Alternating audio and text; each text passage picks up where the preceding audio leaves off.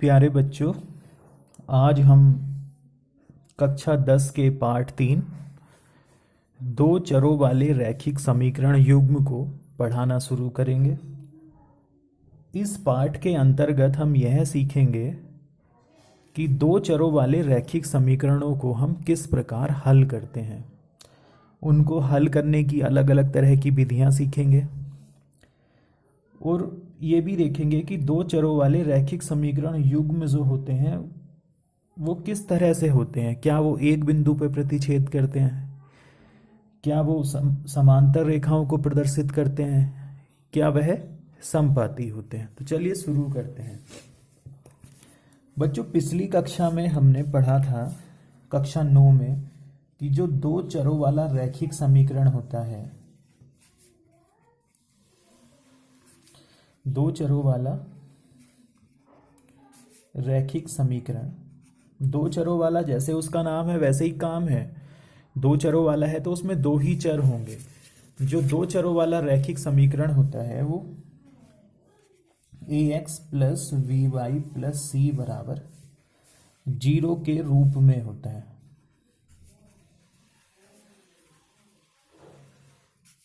जहां a, b, c वास्तविक संख्याएं होती हैं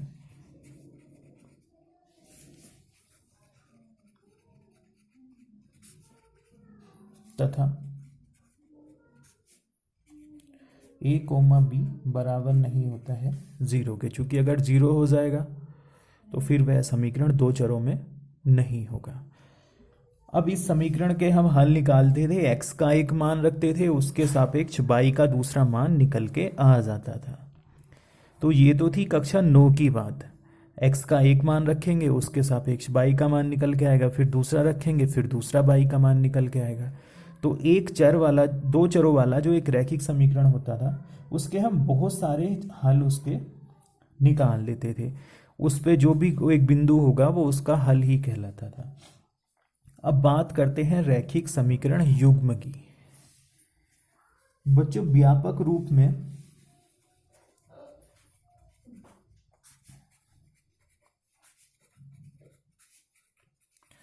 दो चरों वाले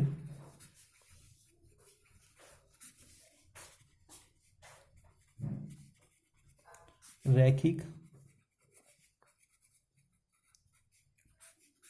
समीकरण युग्म को a1x plus b1y plus c1 बराबर 0 और तथा a2x plus b2y plus c2 बराबर 0 के रूप में प्रदर्शित करते हैं।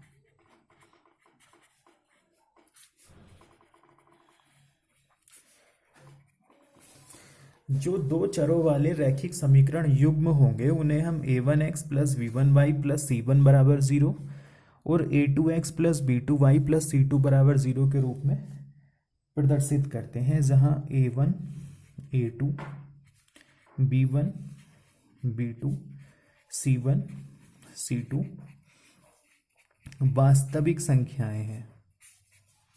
क्या है ये बच्चों? वास्तविक संख्याएं तथा a1 square plus a2 square बराबर नहीं होगा 0 और b1 square plus b2 square ये भी बराबर नहीं होगा 0 के। ये बातें इसमें हमें ध्यान रखनी है। तो जो व्यापक रूप में दो चरों वाला रैखिक समीकरण होगा वो होगा a1x plus b1y plus c1 बराबर 0 और a2x plus b2y plus c2 बराबर 0। चूंकि रैखिक समीकरण है इसलिए ये रेखाओं को प्रदर्शित करते हैं। चूंकि रैखिक समीकरण है इसलिए ये रेखाओं को प्रदर्शित करते हैं। तो इनका जो होगा, या तो ये एक बिंदु पर प्रतिच्छेद करते हैं,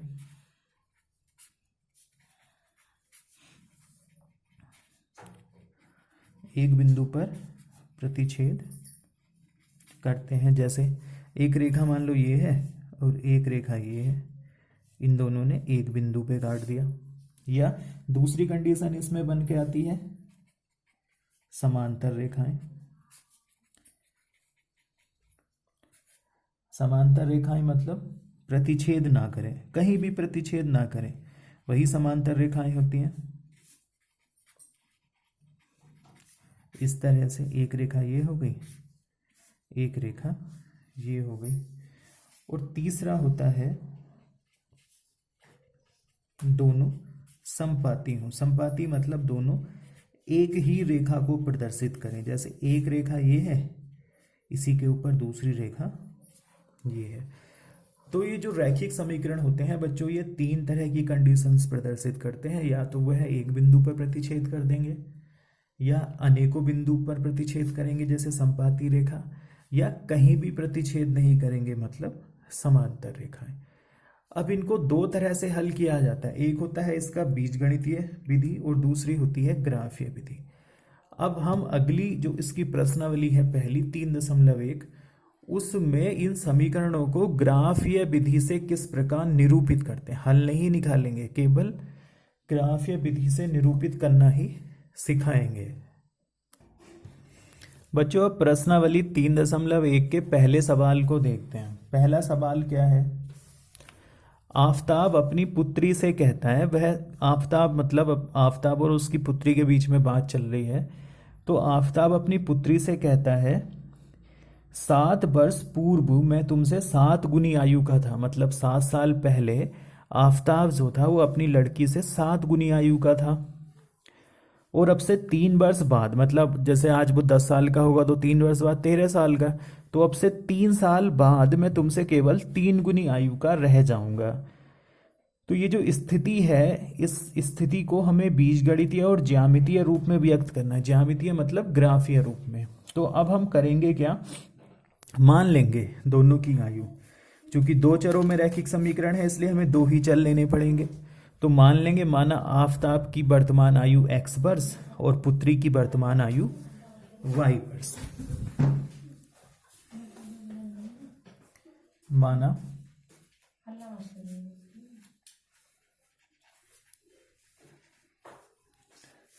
आफताब की वर्तमान आयु, जब भी हम आयु वाले प्रश्न करते हैं तो उसमें वर्तमान आयु को मानते हैं। वर्तमान आयु जो है वो x वर्ष, तथा पुत्री की वर्तमान आयु y वर्ष। अब ये बात कर रहा है 7 वर्ष पूर्व की, तो यहां लिख लेते हैं 7 वर्ष पूर्व।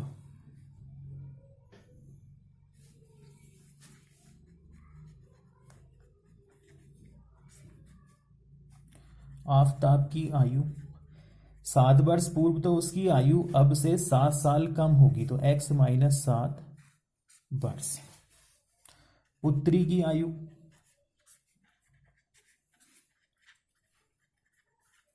वो हो जाएगी y - 7 वर्ष। अब प्रश्नानुसार हम एक कंडीशन बनाएंगे, एक समीकरण बनाएंगे। समीकरण क्या है?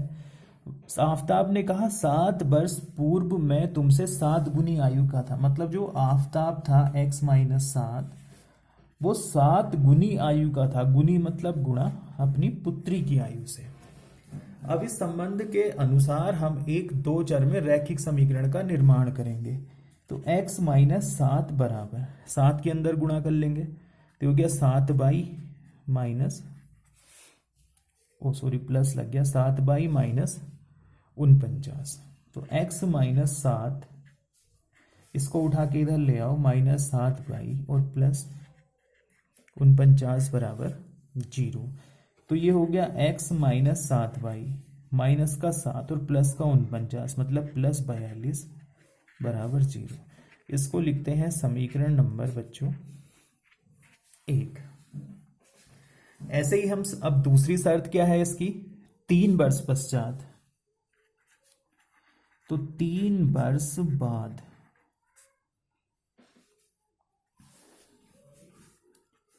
आफताब की आयु,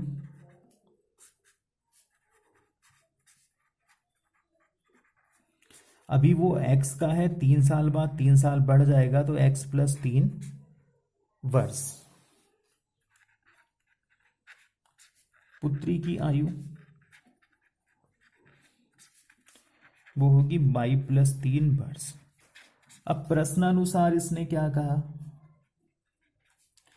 प्रश्नानुसार इसने कहा कि अब से 3 वर्ष बाद, मैं मतलब आफताब, ये लो x + 3, मैं तुमसे 3 गुनी आयु का रह जाऊंगा, तो 3 गुणा y + 3, तो x + 3 बराबर 3y + 9। इसको इधर ले आओ, ये हो गया x + 3 - 3y - 9 बराबर 0। तो ये हो गया x - 3y - 6 बराबर 0। इसको लिख लेते हैं समीकरण नंबर 2 या 2। अब ये 2 समीकरणें हमारे पास में बन के आ गई। अब हमें क्या करना है कि इन समीकरणों को बीजगणितीय स्थिति तो हमने बता दी, पहली की ये है, दूसरे की ये है। अब हमें इनको ज्यामितीय रूप में बनाना है। तो ज्यामितीय रूप में बनाने के लिए हम क्या करेंगे कि इन समीकरणों में x का मान लगाएंगे, उसके सापेक्ष y का मान निकल के आएगा। एक एक समीकरण से हमें 2-2 बिंदु निकालने हैं, इससे भी 2-2 बिंदु निकालने हैं, फिर उसको ग्राफ पे प्रदर्शित करेंगे। सबसे पहले समीकरण 1 से हल करते हैं। बच्चों हमने लिखा समीकरण 1, समीकरण 1 है x - 7y + 42 बराबर 0। ये है हमारी समीकरण 1। अब हम इस समीकरण से x या y का मान निकालते हैं, तो मैं इस समीकरण को y के पदों में बना लूंगा।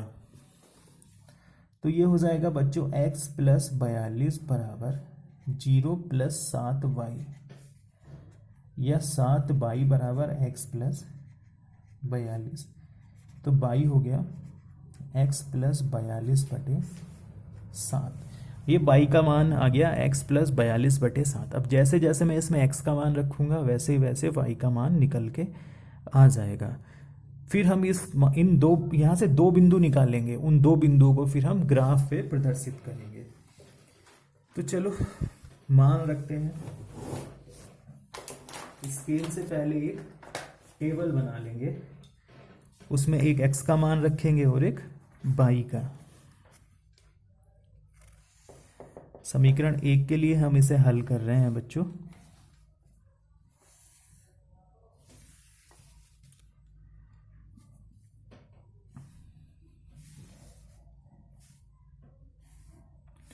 एक रेखा खींचने के लिए जिस तरह 2 बिंदुओं की जरूरत होती है, वैसे ही हमें समीकरण को ग्राफीय रूप में प्रदर्शित करने के लिए भी कम से कम 2 बिंदु चाहिए।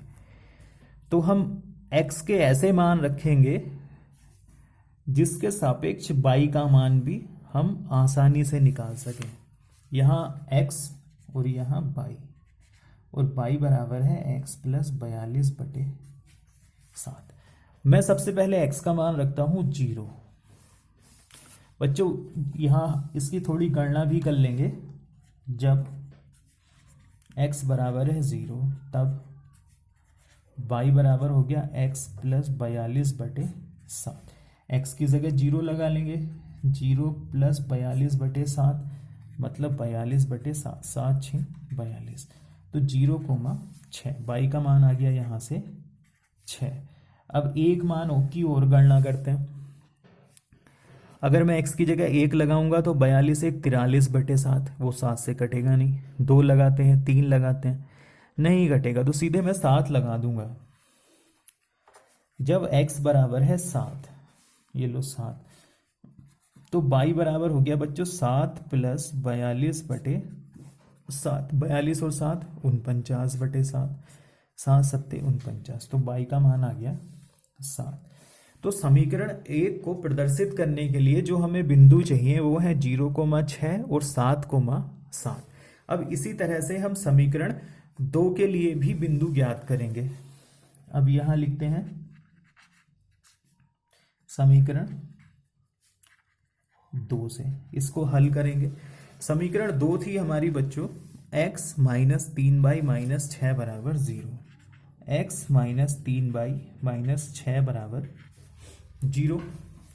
इस 3y को इधर ले जाओ तो ये हो गया x माइनस 6 बराबर 0 प्लस 3y, या 3y बराबर x माइनस 6 और y बराबर हो गया x माइनस 6/3। अब हम इसमें भी y के मान लगाएंगे। देखो इसको मैं यहाँ पहले इसके लिए एक सारणी बना लेता हूँ, फिर हम x का मान की कल्पना करेंगे और उसके सापेक्ष y का मान हम इसमें लगाते रहेंगे।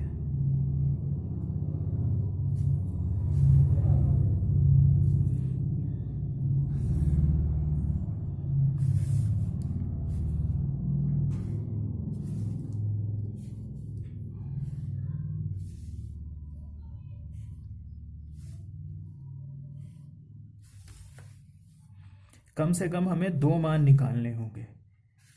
यहाँ पहले में लिख लेंगे x और यहाँ लिख लेंगे y, और y बराबर है x माइनस 6/3।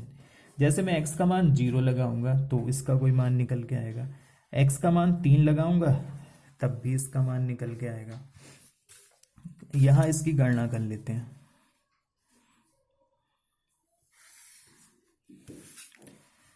जब x बराबर 0 तब y बराबर हो गया x माइनस 6/3, मतलब 0 माइनस 6/3 माइनस 6/3, 3 से कटेगा 2 बार, तो y का मान आ गया -2। तो ये हो गया पहला पॉइंट 0, -2। अब दूसरे में हमें लगाना है 3। जब x बराबर है 3 तो y बराबर हो गया 3 माइनस 6/3, मतलब -3/3। इसको काटेंगे तो आएगा y बराबर -1। अब बच्चों हमें मान मिल गए दोनों समीकरणों को प्रदर्शित करने के लिए। पहली समीकरण को हम प्रदर्शित करेंगे इससे और दूसरी को करेंगे इस वाली सारणी से। अब हमें जरूरत होगी एक ग्राफ पेपर की।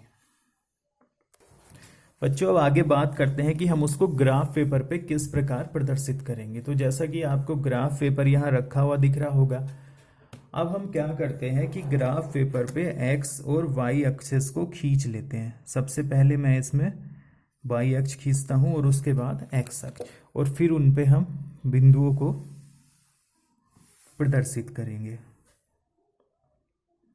ये जो रेखा हम खींचते हैं ऊपर से नीचे को, इसको बोलते हैं y अक्ष, और इस रेखा को क्या बोलेंगे बच्चों? x अक्ष। जो ऊर्ध्वाधर रेखा होती है वो y अक्ष कहलाती है, जो क्षैतिज रेखा होती है वो x अक्ष कहलाती है। तो हम जो x का मान है उसको x अक्ष पे दिखाएंगे और y वाले मान को y अक्ष पे चलेंगे। अब देखो करते कैसे हैं। रेखाएं खींच चुकी हैं। अब हम इधर लिख लेंगे, यहाँ थोड़ा इसका जूम कम कर लेते हैं। इसको यहाँ लिखेंगे x और इसकी विपरीत दिशा में लिखेंगे x डैश। इसको लिखेंगे y और नीचे लिखेंगे y डैश। अब हमें बच्चों ये जो जहाँ दोनों रेखाएं प्रतिच्छेद करती हैं वो होता है मूल बिंदु, उसको लिखते हैं 0। उसके बाद आपको यहाँ ये रेखाएं दिख रही होंगी, थोड़ा बड़ा करके दिखा देते हैं। ये रेखाएं दिख रही है ना, ये 0 लगाया, उसके बाद ये इसको 1 कहेंगे, फिर 2, फिर 3, फिर 4, फिर 5, फिर 6, फिर 7, 8, 9, 10 ऐसे। और विपरीत दिशा में हम इसको माइनस में दिखाएंगे, -1, -2, -3 ऐसे ही। ऊपर को यहाँ जो बड़ा वाला खाना है उसके हिसाब से ये होगा +1, +2, +3 ऐसे। अब मैं इसमें नंबर लिखता हूँ।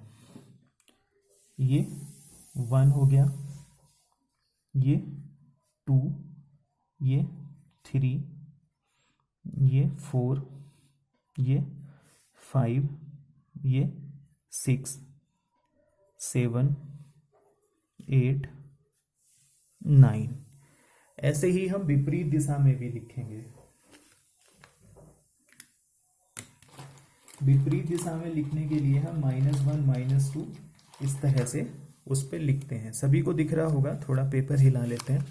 इस तरह से हमने इसको आगे x एक्सिस तक लिखा है। अब फिर से अब विपरीत दिशा में ये 0 है तो इसको लिखते हैं -1, ये हो गया -1, फिर -2, फिर -3, उसके बाद -4, फिर -5, -6, -7 और -8। ये इधर हमने माइनस में सारे नंबर्स को प्रदर्शित कर दिया है बच्चों। अब ये जो बाई अक्ष है हम इस पे नंबर्स को लिखेंगे 0 से ऊपर, तो हम प्लस में लिखेंगे 1, 2, 3, 4, 5, 6, 7, 8, 9, 10, ऐसे आगे को लिखते रहेंगे। अब इसके नीचे को लिखना है तो हम इसको फिर 0 से नीचे को माइनस में लिखेंगे। ये हो गया -1, -2, -3, -4, -5, -6, -7 और -8, -9 और -10। इस तरह से हम इसको प्रदर्शित करेंगे। अब बच्चों ग्राफ पेपर जो है वो हमारा रेडी हो चुका है।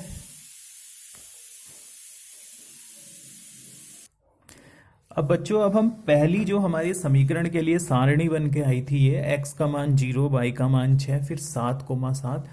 अब हम इन मानों को इस ग्राफ पे प्रदर्शित करेंगे। देखो ये है 0,6। जैसे कक्षा 9 में हम निर्देशांक ज्यामिति में निर्देशांकों को प्रदर्शित करते थे, वैसे ही हमें इसमें भी करना है। बच्चों x अक्ष पे हमें जाना है 0 और y अक्ष पे जाना है 6। तो 0 तो यही हो गया, y अक्ष में जब हम 6 ऊपर जाएंगे तो ये मिलेगा हमें पॉइंट, इसको a लिख देंगे 0,6। दूसरा है इसमें 7,7, मतलब पहले x अक्ष पे 7 जाएंगे, यहाँ गए, फिर y अक्ष पे भी 7 जाएंगे तो हम यहाँ पहुँचेंगे 7,7। अब ये हमारा जो बिंदु हो गया B, इसको लिख लेंगे 7,7। अब हमें क्या करना है, इस A और B को मिलाते हुए एक रेखा खींच लेनी है। A और B को मिलाते हुए ऐसे स्केल रखेंगे और इस पे इस तरह से हम एक रेखा, सीधी रेखा इसमें एक खींच देंगे। दोनों तरफ उस रेखा के एरो लगा देंगे और इस रेखा के ऊपर जो समीकरण 1 थी हमारी वही लिख लेंगे। वो थी x - 7y + 42 = 0। ये तो हमने पहली समीकरण को प्रदर्शित किया। अब देखते हैं दूसरी समीकरण। दूसरी समीकरण क्या थी बच्चों? दूसरी समीकरण थी हमारी x - 3y - 6 = 0। और उसके लिए जो सारणी बन के आई थी उसके निर्देशांक थे 0, -2 और 3, -1। अब सबसे पहले हम 0, -2 को प्रदर्शित करते हैं। ये x अक्ष पे 0 जाना है तो यहीं रहना है, फिर y अक्ष पे -2 जाना है तो यहाँ नीचे। इस बिंदु को लिख लेते हैं P और इसके निर्देशांक हो गए 0, -2। हम हमेशा एक बात का ध्यान रखेंगे, सबसे पहले x अक्ष पे चलेंगे, उसके बाद y अक्ष पे।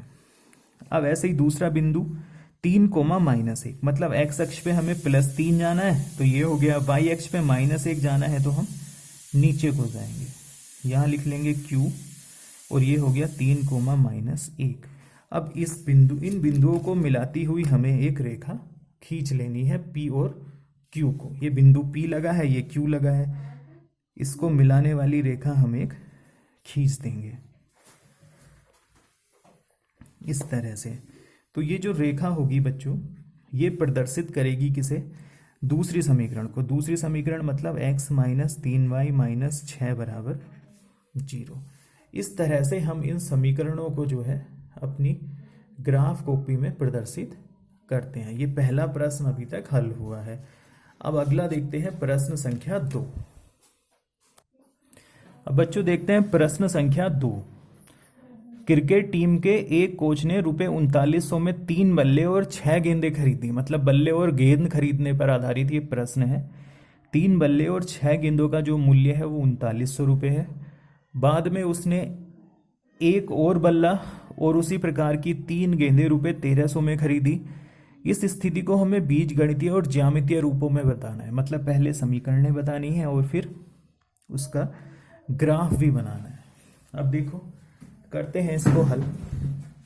मान लेंगे एक बल्ले का मूल्य ₹X है और एक गेंद का मूल्य ₹Y है। माना एक बल्ले का मूल्य बराबर ₹X तथा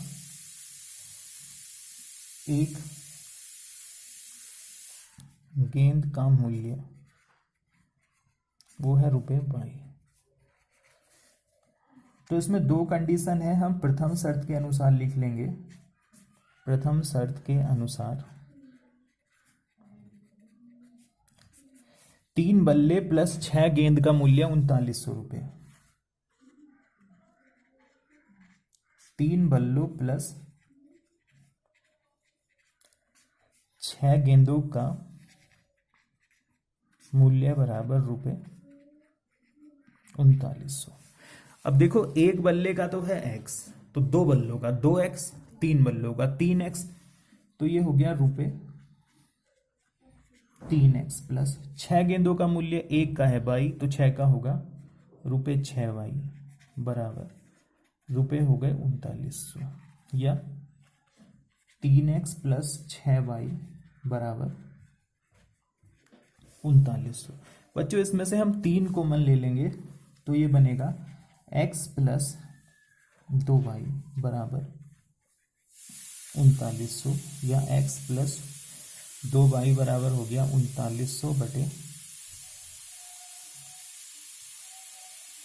3 से काट लेंगे। 3 एकम 3, 3 तिया 9, तो X प्लस 2Y बराबर 1300। इसको लिखते हैं समीकरण नंबर 1। अब द्वितीय शर्त के अनुसार कह रहा है ये, बाद में उसने एक बल्ला और उसी प्रकार की 3 गेंदें ₹1300 में खरीदी। इसके लिए भी समीकरण बनाते हैं।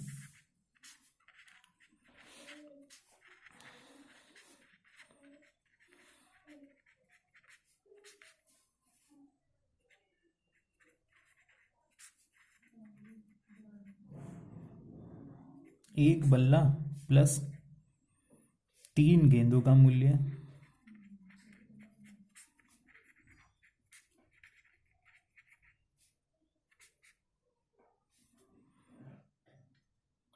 बराबर ₹1300। एक बल्ला और उसी प्रकार की 3 गेंदों का मूल्य ₹1300 है। इसको भी हम हल करेंगे। एक बल्ले का हो गया X प्लस 3Y बराबर 1300। ये होगी समीकरण नंबर 2।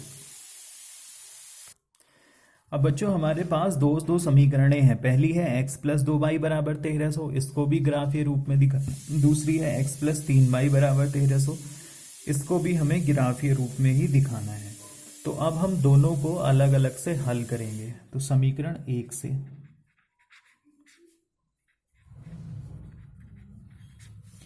समीकरण 1 है हमारी X प्लस 2Y बराबर 1300। तो 2Y बराबर हो गया बच्चों 1300 और माइनस X, और Y हो गया फिर 1300 माइनस X बटे 2। इसके लिए अब हम एक सारणी बनाते हैं। X का एक मान रखेंगे, उसके सापेक्ष Y का दूसरा मान निकल के आ जाएगा।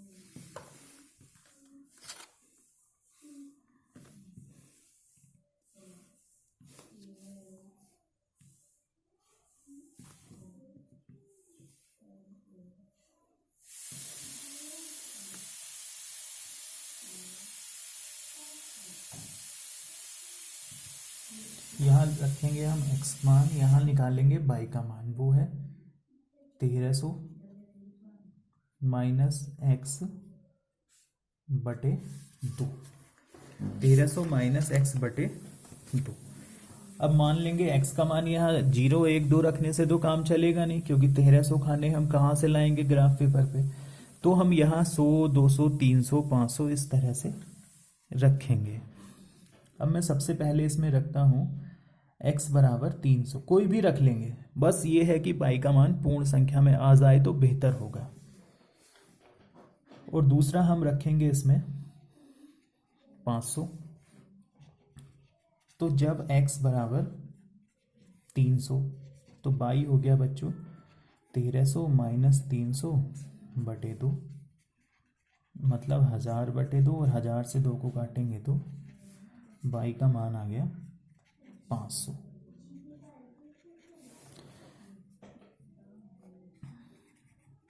जब x बराबर हम 500 रखेंगे तो बाई बराबर होगा 1300 माइनस 500 बटे 2, मतलब 800 बटे 2, और 800 को काटेंगे तो कटेगा ये 400 बार, तो बाई का मान आ गया 400। इस तरह से हम इनको बनाएंगे। ये तो पहली के लिए हो गया। अब समीकरण 2 के लिए करते हैं।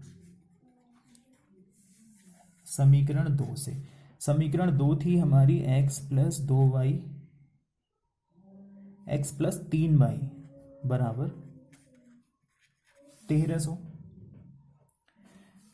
तो 3y बराबर हो गया 1300 माइनस एक्स, और y हो गया फिर 1300 माइनस एक्स बटे 3। अब फिर से इसके लिए एक सारणी बना लेते हैं, गणना करके फिर उसको हम ग्राफ कॉपी पे प्रदर्शित करेंगे।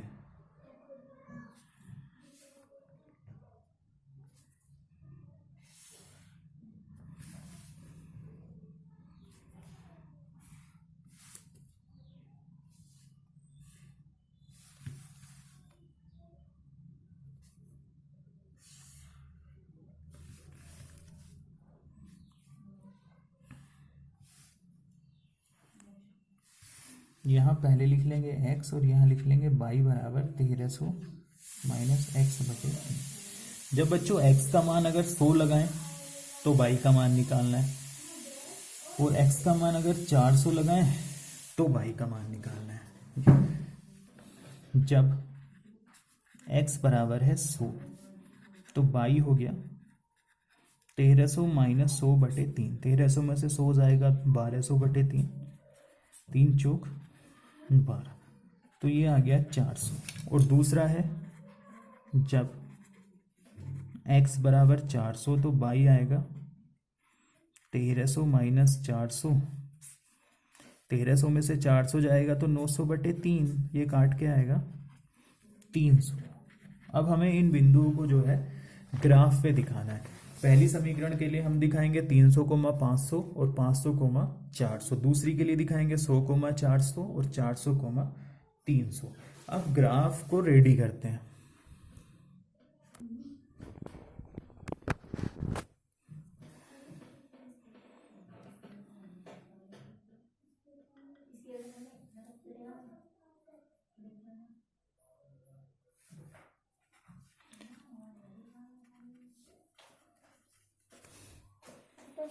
एक मिनट रुक जा बेटे, बस मिला लेंगे।